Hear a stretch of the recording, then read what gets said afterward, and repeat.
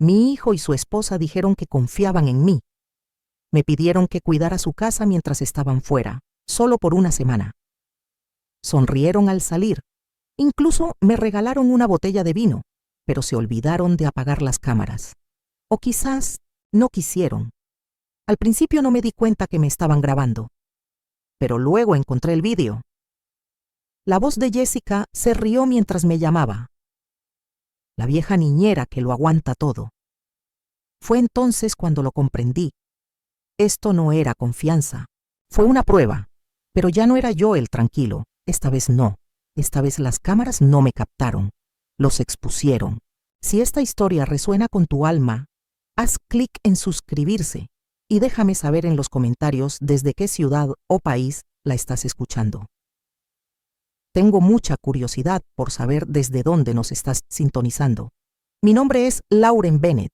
Tenía 66 años y había pasado la mayor parte de mi vida adulta como bibliotecaria escolar en un pueblo tranquilo en las afueras de Boston.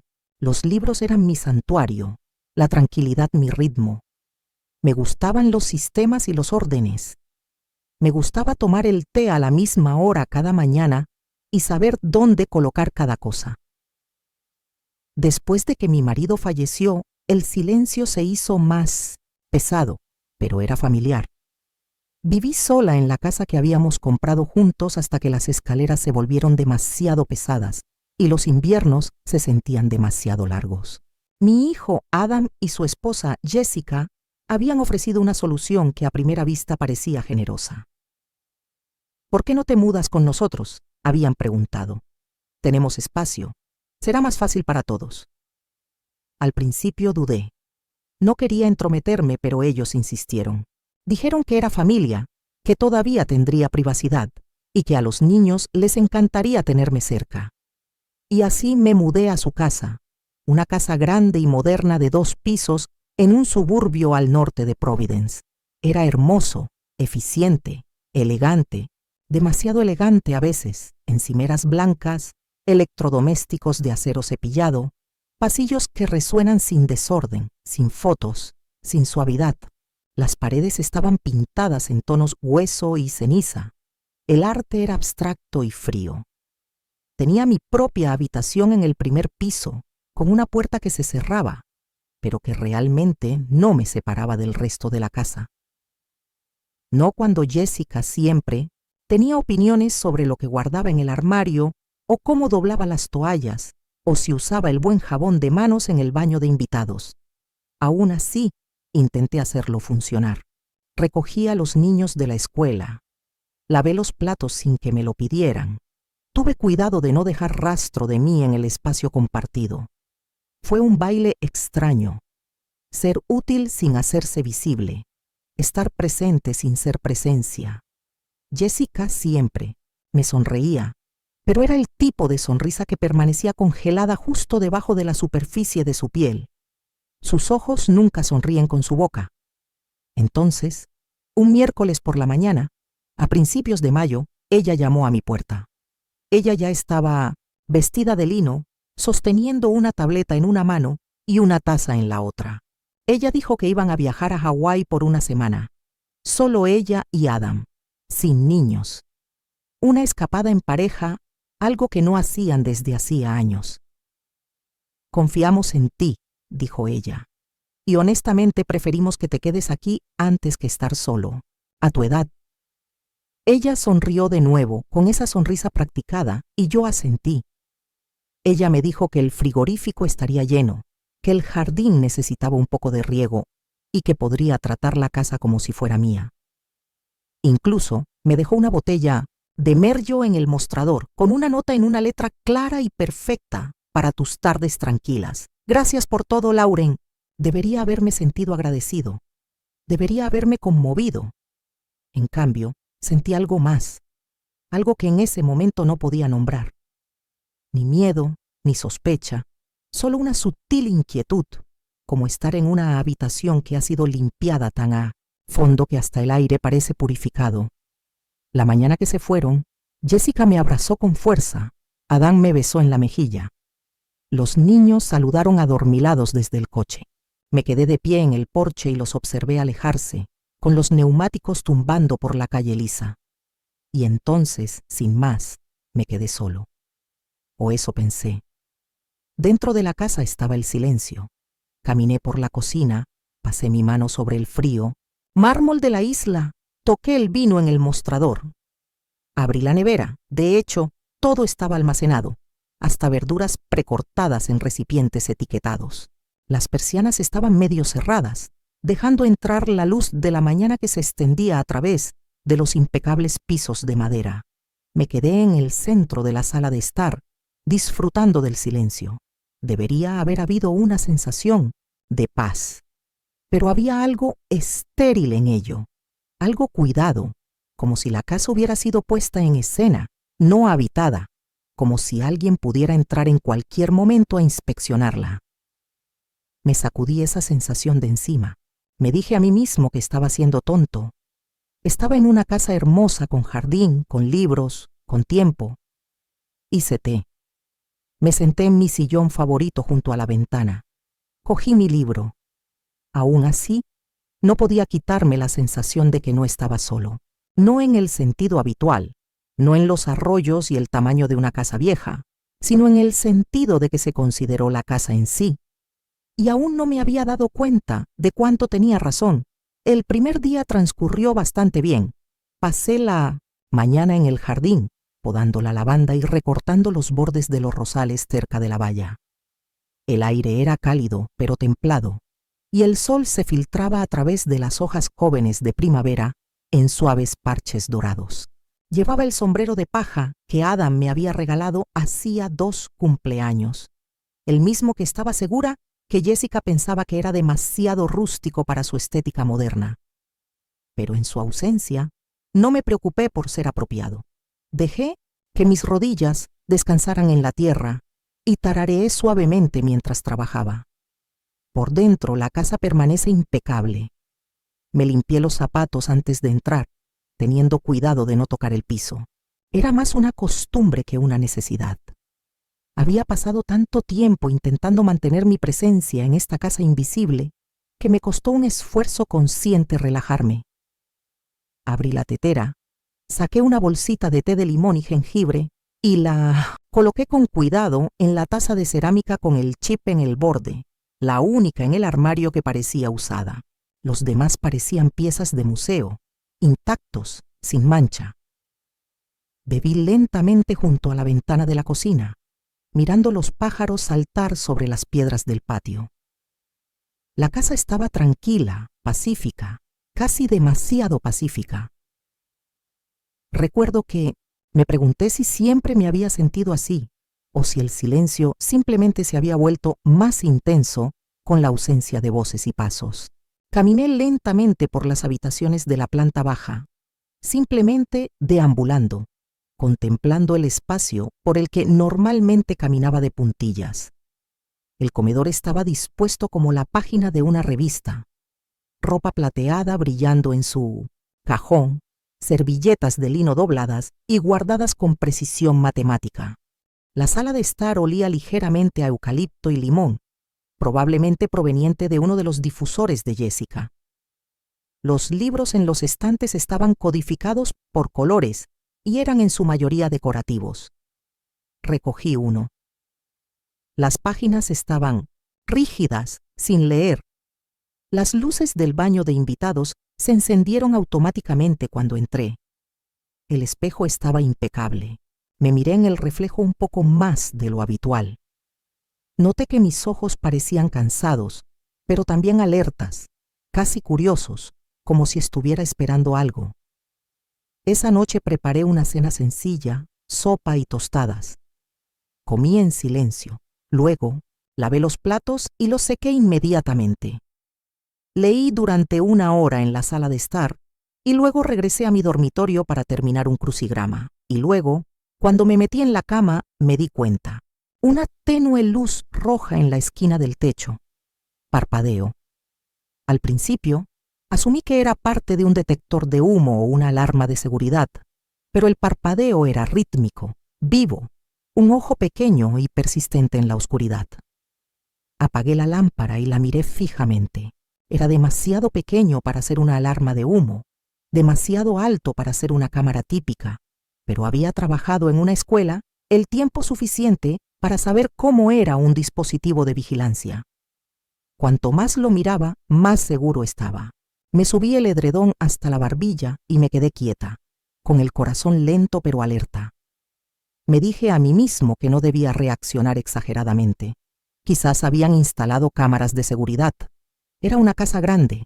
Quizás les preocupaban los descansos. Quizás era normal. Pero ¿por qué no me lo habían dicho? ¿Y por qué estaba en la habitación de invitados? A la mañana siguiente, traté de descartar ese pensamiento. Salí a caminar. Me detuve en la panadería de la esquina y compré un croissant. Me senté en el parque y observé a una mujer enseñarle a su hijo a andar en bicicleta. Por unos momentos me dejé olvidar, pero cuando regresé, la casa se sentía diferente. No solo tranquilo, tenso, como algo esperando. Empecé a notar otras cosas. El sonido de un suave clic cuando entré al lavadero. El sensor de movimiento que iluminó un pasillo incluso durante el día. La forma en que Alexa de repente sonó después de una frase que dije en voz alta para mí mismo en la cocina. Y el pequeño comentario casual que Jessica hizo el mes pasado. Amamos nuestra casa inteligente. Escucha mejor que los niños. Esa noche me quedé bajo la luz parpadeante de mi dormitorio. Acerqué una silla y subí. Miré atentamente y lo vi. Una lente estenopeica, sutil, oculta en lo que parecía una alarma de humo, pero no lo era. Era una cámara. Y entonces se me ocurrió. Probablemente había estado grabando todo el tiempo. Bajé lentamente. Mis dedos temblaban, pero no de miedo, sino de comprensión. No se trataba de seguridad. Esto era vigilancia sobre mí. Cualquier paz que había comenzado a sentir se quebró bajo esa pequeña luz parpadeante. Me paré en el centro de la habitación y miré a mi alrededor. ¿Cuántos más había? ¿Cuánto tiempo llevaban juntos? ¿Y por qué Jessica sonrió con tanto cuidado cuando me entregó el vino? La casa estaba en silencio, pero ahora siento como si estuviera escuchando y observando. Y ya no me siento como un invitado. Me sentí como sujeto del experimento de otra persona. No dormí mucho esa noche. Me quedé acostado bajo las sábanas, con los ojos fijos en la pequeña luz roja sobre mí, parpadeando como un metrónomo. Cada vez que cierro los ojos, imagino que alguien me está mirando. Jessica en una playa, bebiendo un cóctel, abriendo casualmente una aplicación en su teléfono y viéndome moverme en la cama, viendo lo que vestía, cómo me movía, notando la forma en que me hablaba a mí misma cuando leía, viendo cuándo lloraba, si lloraba.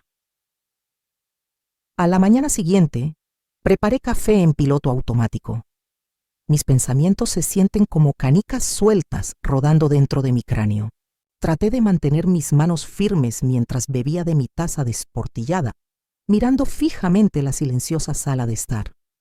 Tenía un nudo en el estómago, pero de una cosa estaba seguro.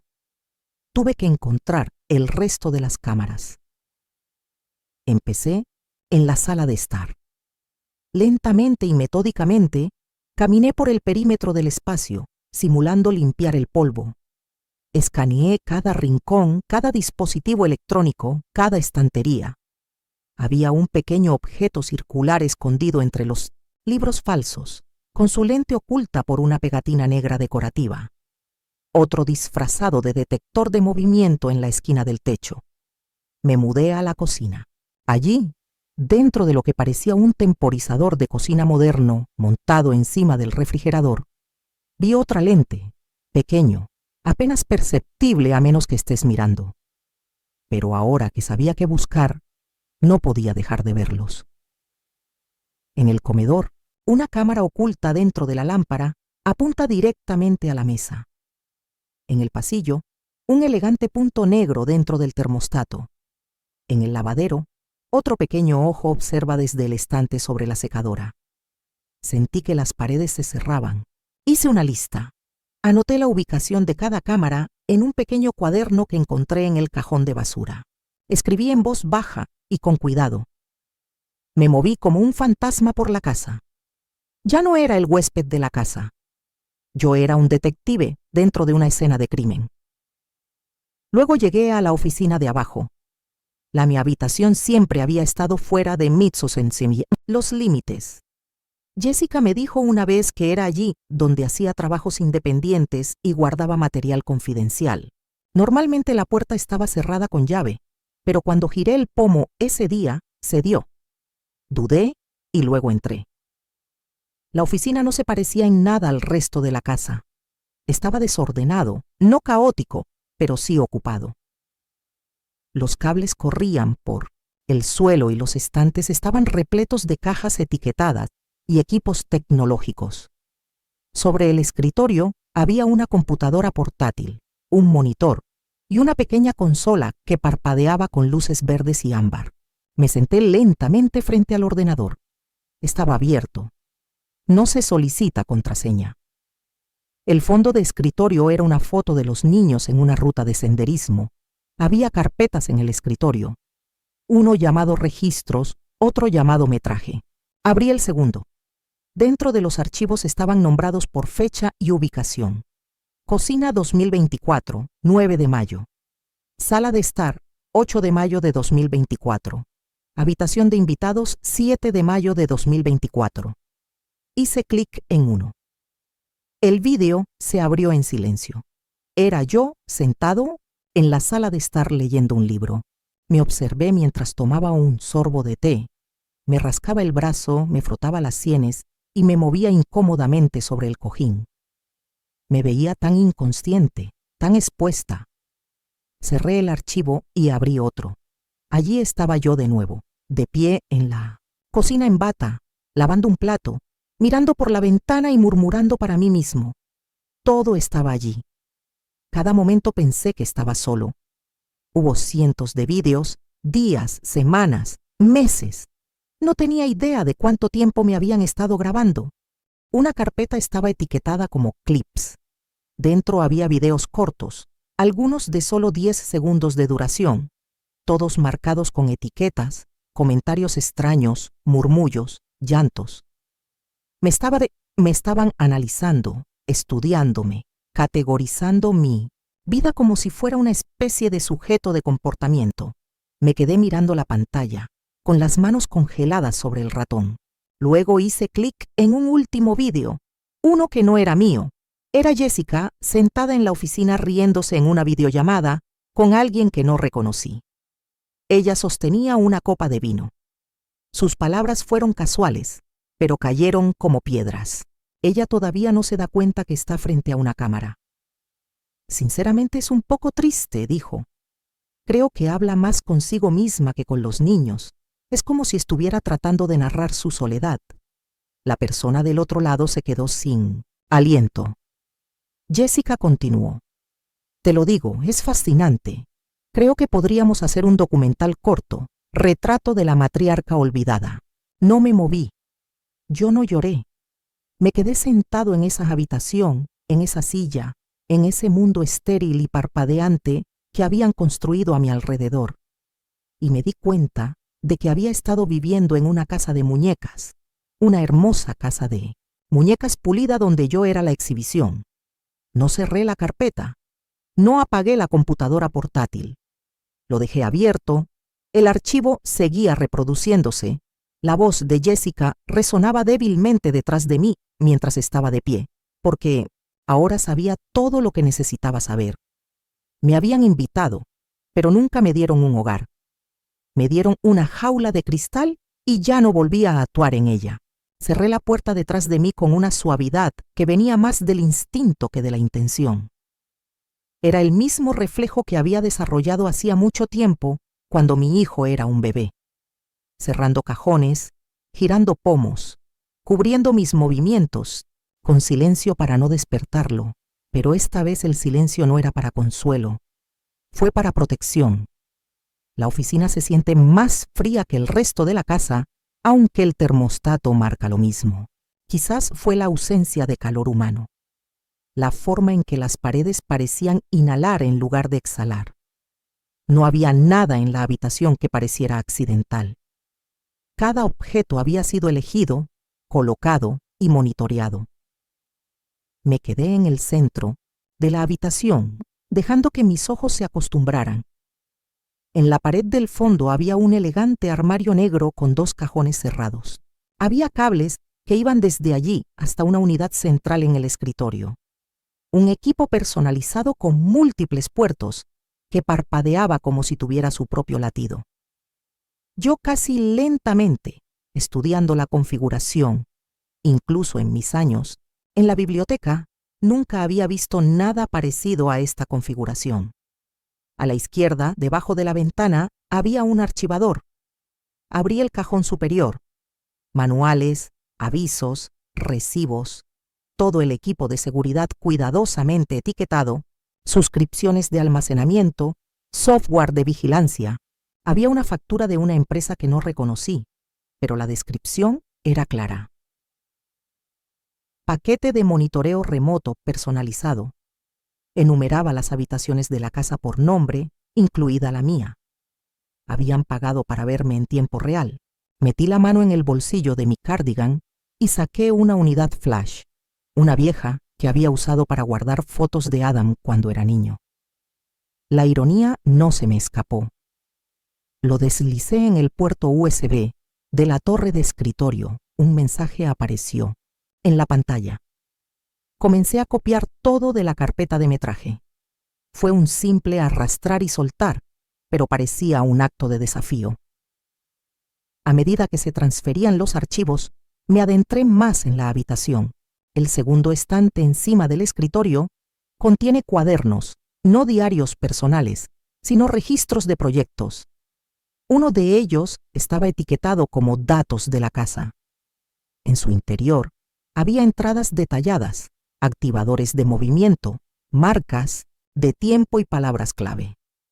Una nota decía 6:43 p.m. Lauren habla consigo misma sobre los pájaros. Tono emotivo, nostálgico. Otra 10:10 a.m. parece estar mirando la foto de la boda. Posible reacción de memoria. No me limitaron a observarme. Me estudiaron. Fue clínico, distante, ni siquiera cruel, simplemente indiferente. Eso fue de alguna manera peor. Yo no era un miembro de la familia en estas notas. Fui sujeto de prueba en un estudio de comportamiento. En el estante inferior, encontré una carpeta de cuero negra etiquetada como autorización de seguridad.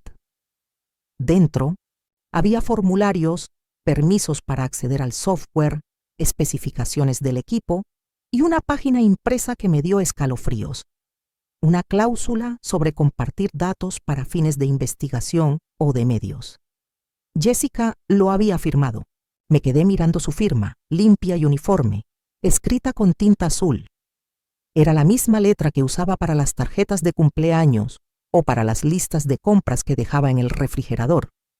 Ahora bien, fue aquí, al lado de un párrafo, que le dio a alguien, tal vez incluso a más de una persona, el derecho de observarme y evaluarme. Los archivos terminaron de transferirse. Extraje la memoria USB y la guardé en lo más profundo de mi bolso, debajo de un libro de bolsillo que estaba releyendo. Entonces hice una pausa. Había un último cajón que no había abierto, el más bajo, en el lado derecho del escritorio. Me agaché y la abrí. Dentro había fotografías mías. Decenas de ellos capturaron imágenes fijas de las cámaras. Yo en la cocina. Yo dormí. Yo veo la televisión. Me cepillo el pelo. Algunos impresos en color. Algunos etiquetados a mano. Lauren. Madrugada. Lauren con libro. Lauren llorando. No, supe que se rompió dentro de mí en ese momento, pero algo lo hizo. Ni un ruido fuerte, ni un grito, más bien como una grieta en un cristal, largo y limpio y silencioso, pero irreversible. Reuní tantas fotografías como pude meter en mi bolso. No todos, solo los suficientes para comprobar lo que había visto. Aún no estaba seguro de cómo los usaría. pero sabía que lo haría. Dejé el resto de la oficina intacta. Que se pregunten qué sabía yo. Que se preocupen de hasta dónde llegaré. Al salir de la habitación, me vi reflejado en la puerta de cristal. Parecía mayor de lo que recordaba, no por el tiempo, sino por el conocimiento. Me habían invitado a su casa con sonrisas, pero nunca me habían ofrecido confianza. Habían construido una jaula, elegante e invisible, y esperaban que yo viviera dentro de ella sin protestar. Pero olvidaron algo esencial. Había vivido toda una vida antes de sus cámaras y ahora estaba lista para vivir otra más allá de su alcance. La casa se sintió diferente una vez que supe lo que realmente era. El aire tenía una pesadez silenciosa, como si una habitación acabara de ser desocupada por alguien que no te habías dado cuenta de que estaba detrás de ti. Ya no podía caminar libremente de una habitación a otra sin imaginar ojos invisibles siguiendo cada uno de mis pasos, el clic de mis tacones sobre las baldosas, el sonido de una silla raspando el suelo. Cada ruido resonaba con una conciencia que no había sentido antes. No era exactamente miedo. Era claro, frío, agudo y despiadado. Dejé de fingir. Durante 2 días caminé por la casa en un silencio deliberado. Desconecté dispositivos con el pretexto de ahorrar energía. Ajusté casualmente marcos de fotos con lentes ocultos y coloqué bufandas sobre objetos sospechosos. Abrí ventanas que nunca yo había tocado antes. Dejé el televisor encendido durante horas reproduciendo películas mudas en blanco y negro, solo para desbaratar sus expectativas. Y cuando pasé por el espejo del pasillo, me miré. Realmente lo miré. Yo no era solo una suegra anciana en una casa prestada. Yo era una mujer que estaba recuperando su autonomía. Sabía que tarde o temprano tendría que enfrentarlos, pero no en sus términos. No cuando estaba emocionado, no cuando me sentía presa. Así que lo planeé. Imprimí varias de las imágenes que encontré. Fotografías mías tomadas con cámaras ocultas. Incluí uno de la cocina, uno del dormitorio y uno en el que estaba metiendo la mano en un cajón. Las imágenes eran silenciosas, casi aburridas, pero eso era lo que las hacía tan invasivas. Capturaron los pequeños momentos desprevenidos que creí que eran solo míos. Escribí una nota breve y la coloqué junto con las fotos en un sobre. Luego me lo envié por correo certificado y con matasellos. Era un truco que aprendí años atrás durante una disputa de propiedad en la biblioteca. Una manera silenciosa de marcar con el tiempo una verdad. Prueba en caso de que esto alguna vez trascendiera el ámbito familiar. Luego entré en la habitación de invitados y me filmé, hablando. No fue dramático, yo no grité. Me senté en el sillón junto a la ventana, el que Jessica siempre movía 1 centímetro a la izquierda cuando lo enderezaba. Miré directamente a la lente de la única cámara que no había tocado. Y hablé del sentimiento de ser invitado, con amabilidad y tratado con sospecha. Hablé sobre la soledad de ser útil y al mismo tiempo ser observado constantemente. Hablé de lo absurdo que era que me convirtieran en un espécimen en un hogar donde me habían pedido que me sintiera segura.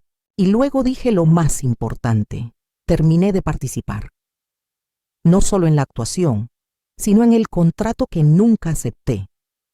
El acuerdo tácito de que permaneceré pequeño, silencioso y dócil a cambio de la proximidad con la familia. El vídeo tenía una duración de 10 minutos. Lo terminé con una frase sencilla. Siempre he sido más de lo que elegiste ver. Luego lo subí a una unidad privada y envié el enlace a mi correo electrónico personal junto con el de John, mi excompañero de trabajo en la biblioteca, que ahora trabaja en Derecho de Familia. Hacía años que no hablaba con él, pero siempre me decía, si alguna vez necesitas algo, lo que sea llámame, ya era hora. Con la evidencia digital y física asegurada, comencé a recuperar la casa de manera sutil. Cociné el desayuno y dejé el aroma persistiendo. Puse música clásica a primera hora de la tarde y dejé que los ecos llenaran cada rincón. Saqué mi bolsa de tejer del armario y trabajé en la sala de estar sin disculparme. Encendí velas. Caminé descalzo. Hice largas y divagantes llamadas telefónicas con viejos amigos y me reí a carcajadas cuando quise. No fue rebelión. Así quedó declarado. Ya no esperaba con miedo su regreso. Estaba esperando con resolución. En la mañana de su llegada prevista, preparé café y coloqué las fotos impresas cuidadosamente en la encimera de la cocina. Me quedé en el pasillo y miré la pequeña lente en el techo. Sonreí, no cálidamente, no amablemente, solo honestamente. Luego me di la vuelta y salí. Tomé la manguera del jardín y regué las rosas lentamente con cuidado, como siempre lo había hecho, silenciosamente, con paciencia, con precisión. Esa noche, cruzaron la puerta, bronceados y satisfechos de sus vacaciones, esperando encontrar a la misma mujer tranquila que habían dejado atrás. Pero yo ya no era esa mujer, y las cámaras les mostrarían todo lo que necesitaban saber. Llegaron al camino de entrada justo después del atardecer. Yo ya estaba sentada en el jardín con una taza de té, igual que el día que se fueron. El cielo se estaba tornando de un profundo tono violeta, y la luz del porche acababa de encenderse. No me quedé de pie para saludarlos. No hice ningún gesto. Simplemente tomé un sorbo de té y observé sus siluetas salir del auto. Sus voces se oían amortiguadas por los setos. La risa de Jessica sonó aguda y brillante, del tipo que usaba cuando quería sonar despreocupada. Adam la siguió con la maleta con ruedas, con la cabeza vuelta hacia la puerta principal. Al principio no me vieron. Oí el tintineo de las llaves, el clic familiar de la puerta principal al abrirse, el suave crujido al abrirse. Luego hubo silencio. No es una pausa natural, sino el tipo de pausa que viene cuando algo esperado ha cambiado, una desviación, una presencia. La voz de Jessica rompió el silencio. Más abajo ahora, incierto. Adán dijo algo. Probablemente preguntó qué pasaba. Imagino la escena. Las luces de la cocina encendidas, las fotos en el mostrador, mi nota escrita a mano junto a ellas, las cámaras todavía en su lugar, pero ya no son su secreto. No llamaron mi nombre. Me quedé afuera, mirando el jardín oscurecerse a mi alrededor. El té se había enfriado en mi taza, pero lo sostuve de todos modos. Me estabilizó. Después de lo que parecieron 15 minutos, Adam salió. Sus ojos recorrieron el patio hasta que me vio. Dudó un momento y luego se acercó lentamente. Su rostro estaba vacío, no enojado, no confundido, simplemente vacío, como si aún no hubiera decidido qué versión de sí mismo ser. Él preguntó si podíamos hablar. Asentí y señalé la silla frente a la mía. Se sentó rígidamente, juntando sus manos sobre su regazo. Hubo una pausa, uno de esos silencios pesados que pedían ser llenados. Pero esperé. Quería escuchar qué versión de la verdad ofrecería.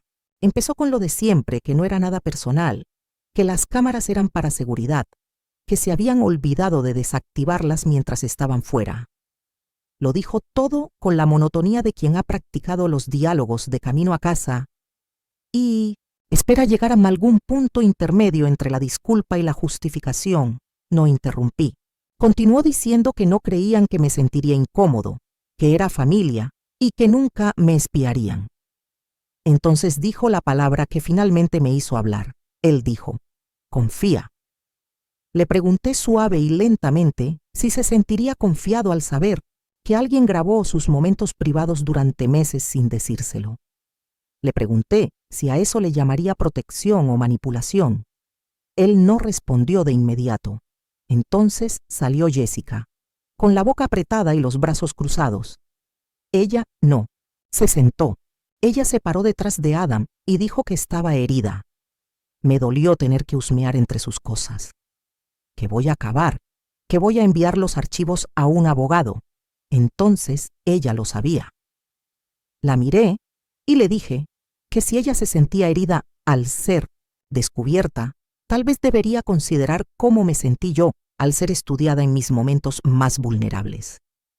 Le recordé la habitación a la que no me permitían entrar, las firmas en los acuerdos de datos, los nombres de los archivos de vídeo, etiquetados con palabras como llanto y comportamiento extraño. Su rostro se crispó, pero no discutió. Dije que no estaba buscando una disculpa. Ya ni siquiera estaba enojado. Me resolví y terminé. Les dije que había conseguido una consulta con un abogado, que mis inversiones en su casa serían documentadas y devueltas. Les dije que tenía copias de todo el metraje, los registros del equipo e incluso un conjunto de archivos de respaldo guardados con un amigo de confianza.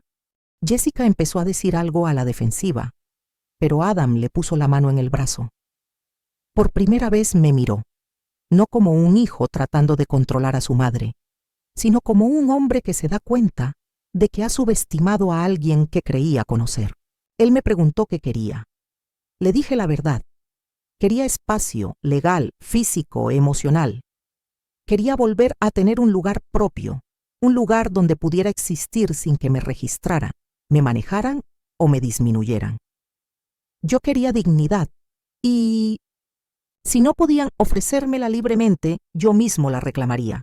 Hubo otro silencio, esta vez diferente, más silencioso. Adán dijo que entendía. Jessica no volvió a hablar. Ella se giró y entró.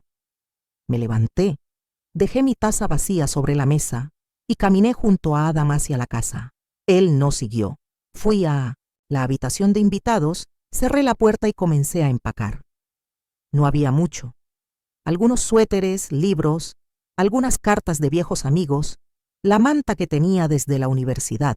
No quería sus cosas, yo quería el mío. Dormí esa noche con las persianas abiertas y la luz de la luna derramándose sobre el suelo. No revisé el techo en busca de cámaras, no lo necesité. Ahora sabía lo que necesitaba. Y yo sabía que, la próxima vez que saliera de esa casa, nunca volvería a caminar de la misma manera, porque algo había cambiado y nunca más me mirarían como alguien que se quedaba callado. Había estado en silencio, pero nunca fui ciego.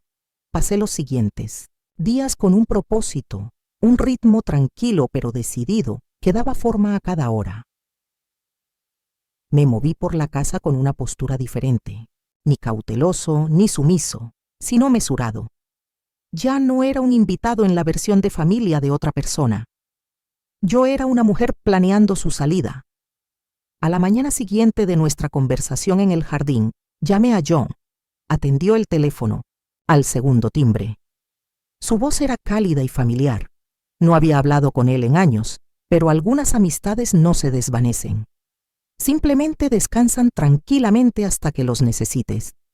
Le dije todo claramente, sin dramatismo, solo los hechos, la vigilancia, la violación de la confianza, los años que invertí en su hogar, en los nietos, en mantener la paz. Él escucha sin interrumpir. Luego me pidió que le enviara los archivos por correo electrónico. Dijo que podríamos comenzar con una revisión de la propiedad que construiríamos a partir de ahí. No es necesario quemar la casa, dijo. Solo tienes que demostrarles que eres dueño de una parte de la fundación. Me gustó eso. Se quedó conmigo.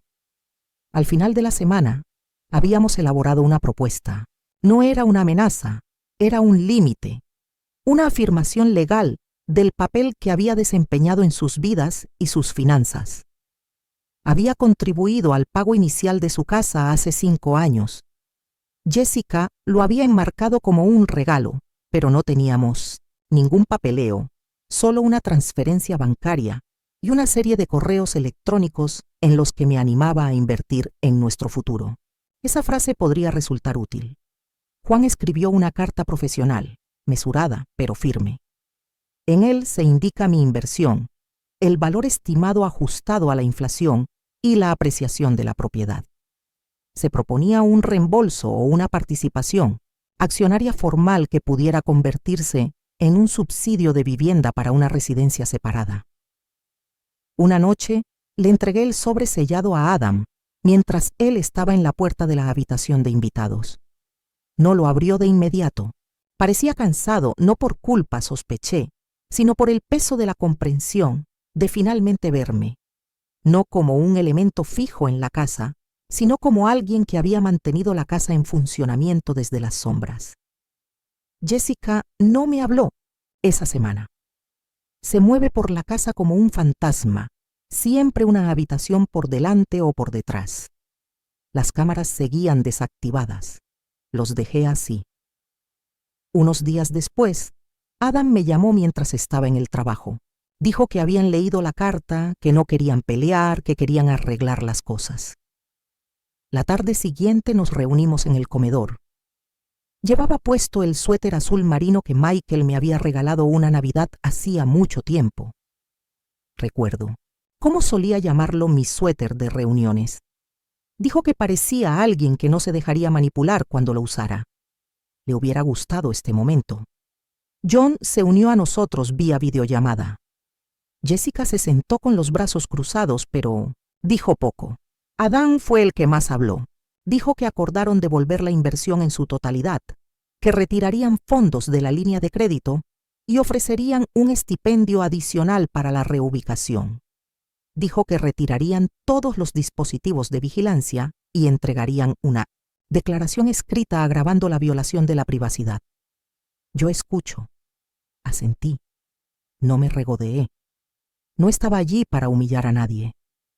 Estuve allí para reclamar lo que había dado sin reconocimiento, lo que se había tomado silenciosamente durante años, mi tiempo, mi esfuerzo, mi presencia.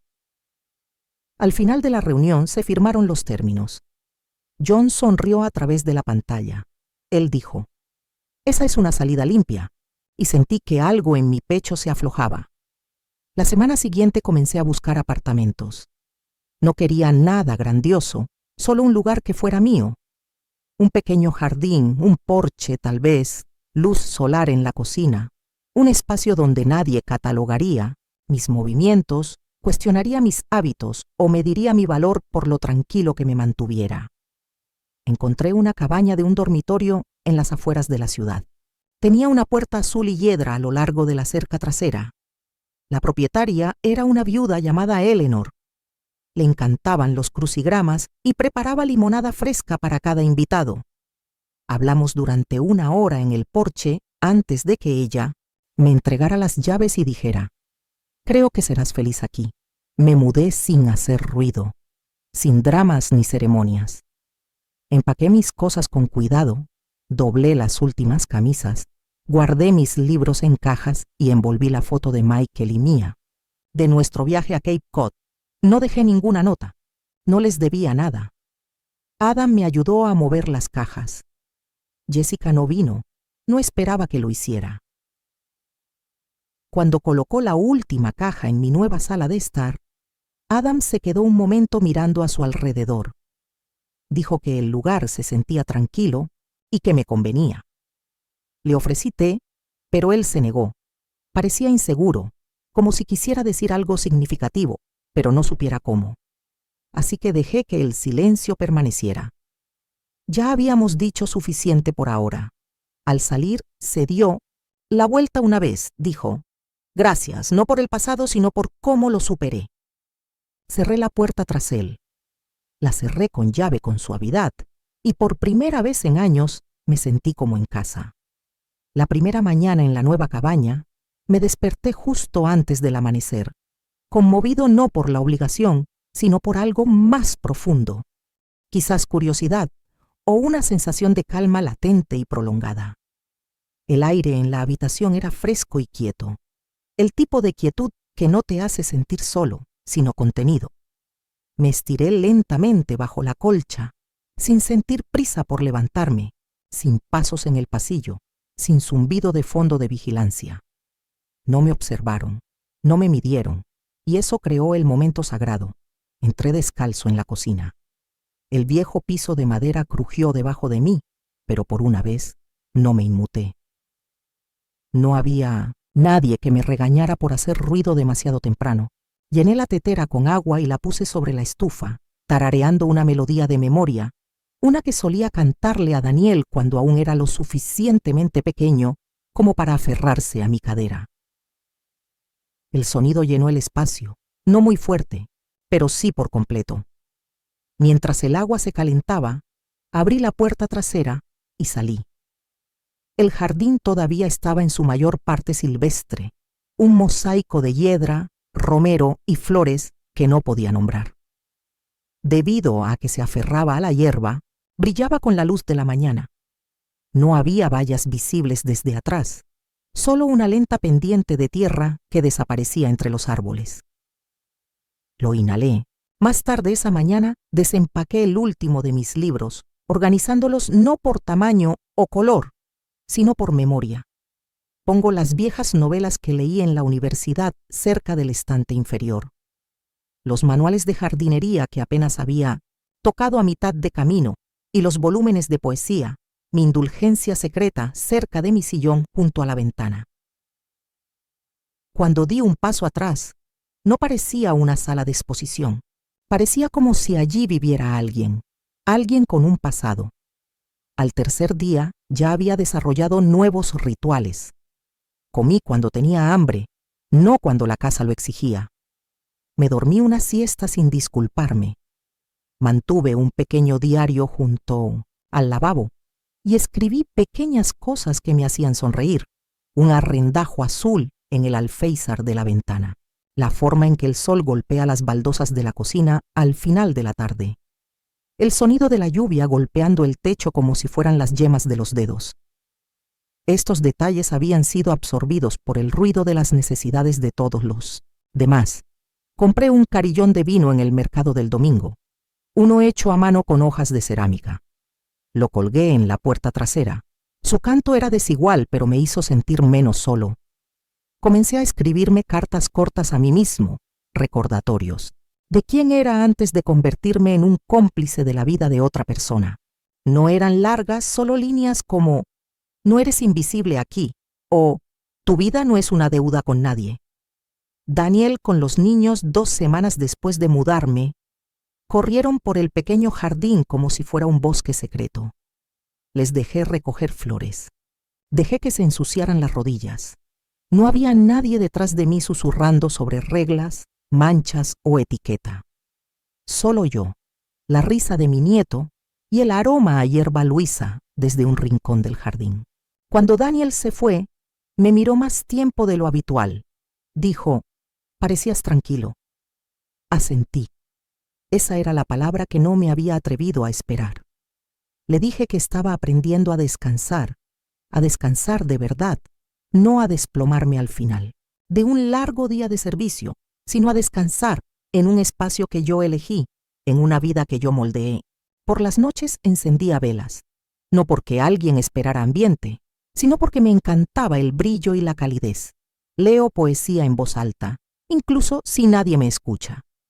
Estoy en medio de doblar la ropa. Comí el postre primero. Compré una máquina de escribir usada y escribí pequeñas historias solo para escuchar el clic de las teclas. Ya no me preocupaba la utilidad. Estaba eligiendo la alegría. Hubo momentos, por supuesto, en que los recuerdos afloraron. Pasaba frente a un espejo y recordaba la pequeña luz roja parpadeante en el techo. Recordaría el sonido de la voz de Jessica en ese vídeo. Su cruel diversión. Esos momentos ya no me hirieron. Ellos refinaron. Me recordaron lo lejos que había llegado. En mi casa no había obras de arte costosas ni luces controladas por voz, pero sí ventanas que se abrían de par en par y dejaban que el aire corriera libremente. Tenía libros que realmente habían sido leídos. Tenía una mesa donde había té, pan y cartas de amigos. Había un silencio que no estaba vacío. Tenía presencia. Ya no me preocupaba quién me estaba mirando. No había ningún guión que seguir, ni ningún papel que desempeñar. Ya no era el huésped obediente, ni el ayudante silencioso en la vida de otra persona. Me había despojado de esas pieles como abrigos de invierno en primavera. Mi cabaña era pequeña, pero dentro de sus paredes me expandí. Cada rincón de aquella casa llevaba mis huellas dactilares. No porque tuviera cuidado, sino porque finalmente era libre de dejar una huella. No estaba esperando a que me notaran. No esperaba estar concentrado. Yo estaba viviendo, y por primera vez en años, cada centímetro de espacio a mi alrededor era exactamente lo que necesitaba que fuera. Privado, elegido, mío.